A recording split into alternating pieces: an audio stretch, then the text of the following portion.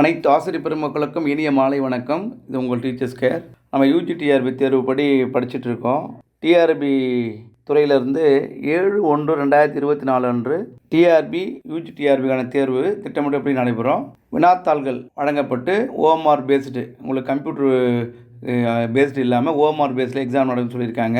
அந்த 7/1/2024 அன்று தேர்வு திட்டமிட்டபடி நடைபெறுமா அப்படின்னா, இன்றைய சூழலில் டிஆர்பி துறையில் அதிகாரப்பூர்வமான செயல்பாடுகள் எப்படி இருக்குதுன்னு பார்த்தீங்கன்னா, 7ஆம் தேதி தேர்வுகள் நடைபெறுவதற்கான வேலைகளை மும்முரமாக செய்து கொண்டிருக்கிறார்கள்.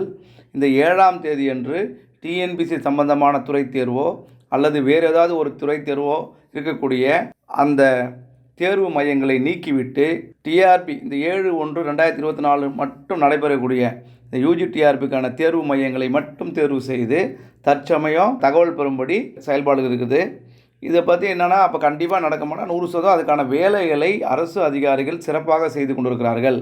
நாம் வெற்றி பெற்று வேலைக்கு செய்யக்கூடிய ஒரு வேலையை 7/1/2021 காலை 9 மணிக்குள்ளே நம்ம ஹாலில் உட்காந்தா வெற்றி பெறுவோமா அப்படின்னா, கட்டாயம் நான் வெற்றி பெறுவேன் சார், நான் வேலைக்கு போகணும்னு நினைக்கக்கூடிய ஒரு நபராக எதிர்மறை சிந்தனையோடு நீங்கள் படித்து கொண்டிருக்கிறத இன்னும் விரைவுபடுத்துங்க, வேகப்படுத்துங்க. இடையில் திடீரென மீண்டும் ஒரு இயற்கை பேரிடர் அல்லது மழை அல்லது வெள்ளம் அல்லது வேறு ஏதாவது சூழல் அல்லது தேர்வு மையங்கள் கிடைப்பதில் ஒரு குறைபாடு, இந்த மாதிரி ஏதாவது நிகழ்வுலாம் நடந்தால் அல்லது தேர்வர்கள் மீண்டும் ஒரு கல்வித்துறை அமைச்சரை பார்த்தோ அல்லது முதல்வரை பார்த்தோ, ஐயா எங்களுக்கு நேரத்தை ஒதுக்கணும் கேட்டாவோ, தேர்வு 7/1/2024 மாற்றம் பெறுவதற்கும் வாய்ப்புகள் உள்ளது. ஆனால் இன்றைய நடைமுறை சூழலில் தேர்வு 7/1/2024 அன்று நடைபெறுவதற்கான தேர்வு மையங்களை ஒதுக்கீடு எந்த ஒரு துறை தேர்வும் நடைபெறாமல் இருக்கும் ஒரு தேர்வு மையங்களை தேர்வு செய்கின்ற பணிகளை ஆசிரியர் தேர்வு வாரியம் மும்முரமாக கேட்டு பெற்றுக்கொண்டிருக்கிறது என்பதை நாம் நம்பகமான செய்திகள் மூலமாக தெரிந்து கொள்ளலாம். அதனால் அன்றுதான் அவசரம்தான் அப்படின்னு இருந்தாலும் அந்த தேதியில் ஜனவரி மாதம் 7/1/2024 மறுநாள் இருந்தே நீங்கள் ஒரு யூஜிடிஆர்பியில் பாஸ் பண்ணிவிட்டு நான் வேலைக்கு போயிட்டேன் அப்படின்னு நீங்கள் மனசு நிறைவாக சொல்லக்கூடிய ஒரு ஆற்றல், திறமை எல்லாத்தையும் நீங்கள் வளர்த்துக்கங்க. அந்த தேர்வை அணுகுங்க.